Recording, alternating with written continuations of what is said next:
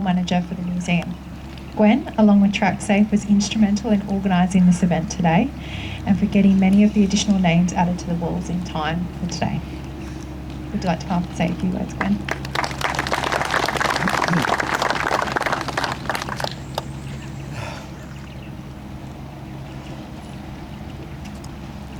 Good morning. On behalf of the committee and the great volunteers of the Australian Railway Monument of Werris Creek, I would like to welcome you all here today.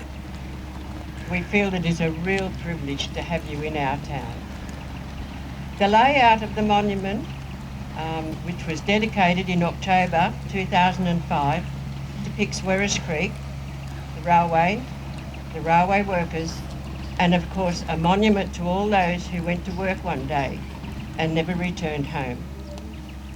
There are 4,500 names on the monument walls of railway workers, both men and women, who died at work or within hours of accidents or illnesses.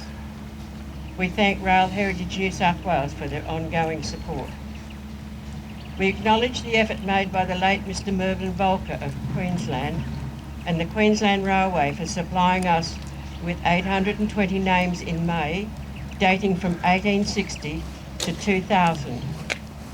It was a large project, a very large project, for our volunteers, especially David, to have these on the wall by today. Thank you to the volunteers that did it. The first recorded fatality was James. We have no surname for him. He was a navvy working for the Sydney Railway Company line, and he died on the 13th of March, 1854. The last two fatalities recorded on the 31st of December, 2023, 170 years later, were Mr. Michael Warren and Mr. Kevin Baker, employed by Pacific National in South Australia. I know you all would have seen in the news on the television, and like me, you would have thought, oh no. Today we have with us their widows, Renee and Petria, and other members of their families who have travelled from South Australia to be here.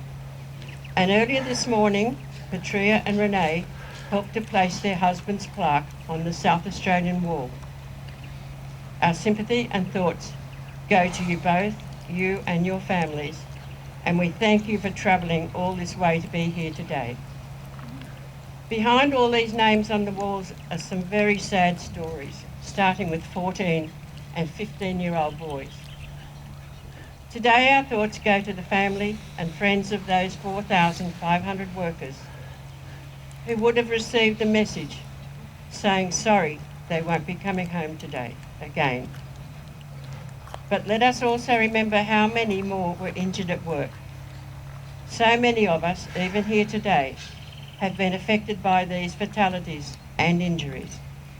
And finally, on a personal note, when I was 17, my boyfriend, who was a shunter at the time, was injured, and I received a similar message saying he is in hospital and won't be going home today. It was touch and go, but after 100 days in hospital, he did go home. Thank you.